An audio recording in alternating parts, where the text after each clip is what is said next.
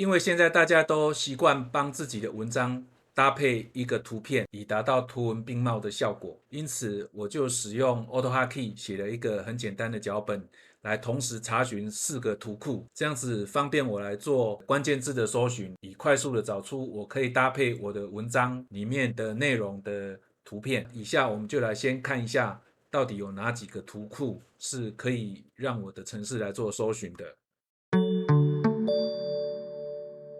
我们先来看一下这个 AutoHotkey 脚本执行的状况哦。我设定的 Hotkey 是 Ctrl+Shift 跟 G，那我按下了这个按键后，它会弹出一个视窗，要求我输入一个关键字哦。那在这边呢，我们就可以根据你自己的需要来输入关键字哦。那比如说我现在要输入的是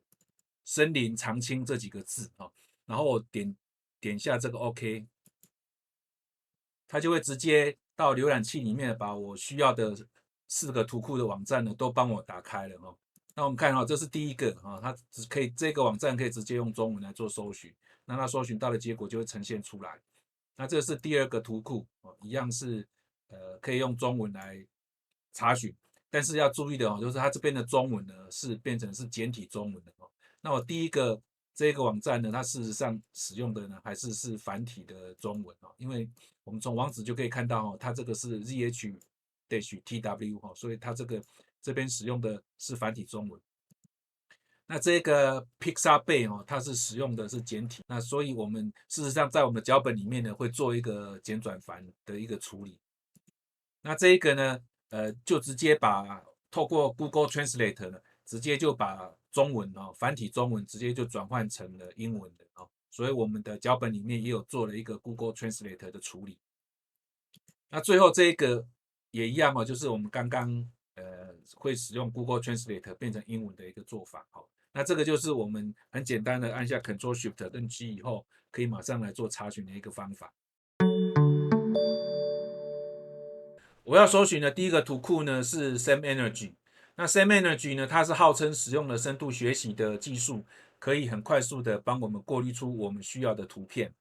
然后我们可以每一次都过滤一个更近似的图片，以很精准的找到我们自己要的图片。那这个 SamEnergy 它事实上是一个专有的一个技术的名词它指的是两个很相似的一个表情或者是一个情绪我们通常是可以用在一个类似图片的对比因此它这个网站呢就使用了这个 SamEnergy 这样子的一个名称。然后我的每一个图库都有附上它取得图片连接的一个写法那大家可以直接从这个解说文章里面去取得这个连接的一个使用的一个写法。第2个图库就是 Unsplash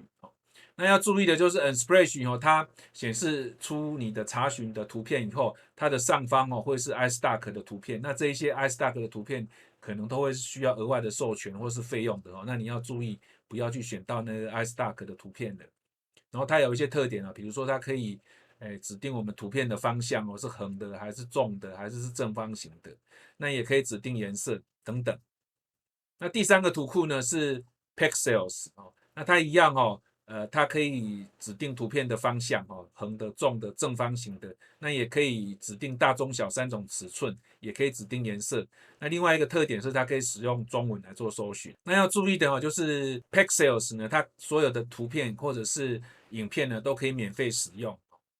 然后第4个图库是 Pixabay 那它主要的特点是它可以用简体中文来做搜寻。那它的图片的方向呢，有横向、纵向，或者是随便的一个方向，然后也可以指定尺寸那它是唯一一个可以指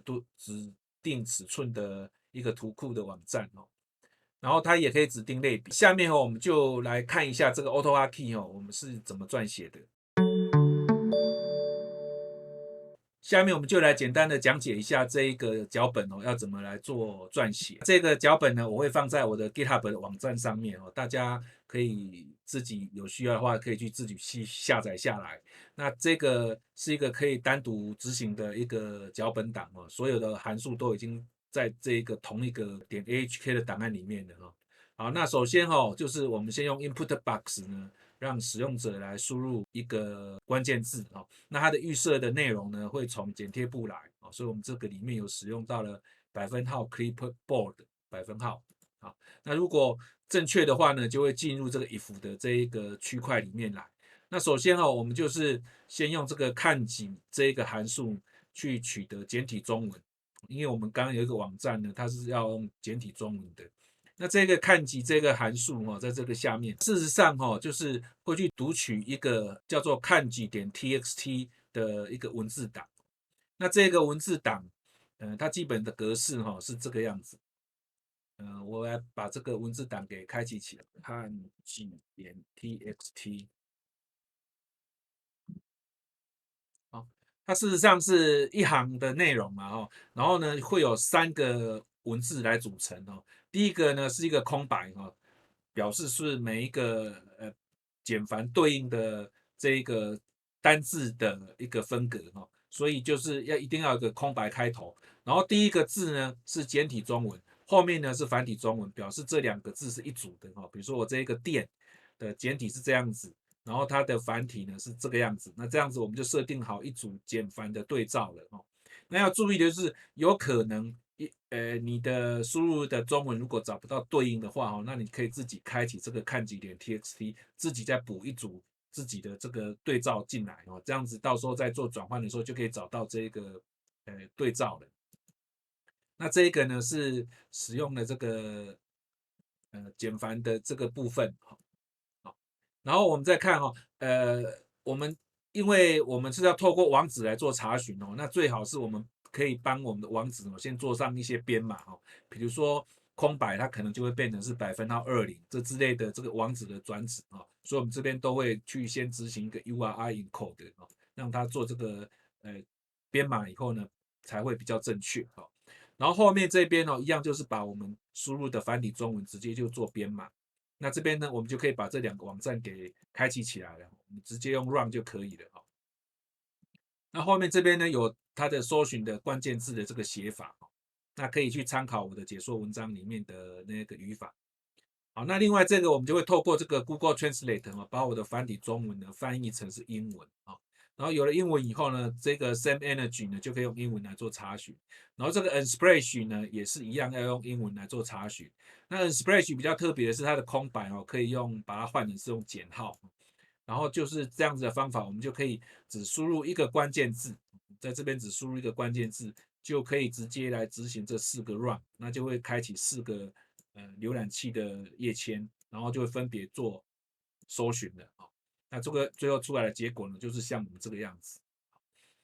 那有了找到这个内容以后呢，那你当然很简单，就是再点击它，然后你就可以直接再按右键，或者是这个注意它这边是 iStack 所以它这个其实是可能需要费用的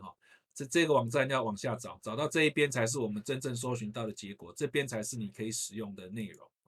就是可以免费使用的这个公开的授权的这个图片。好，那这个就是我们今天介绍一个非常简单的一个脚本，但是它可以省掉我们很多搜寻到我们需要图片的一个时间。那希望这个功能对大家能够有帮助，谢谢大家。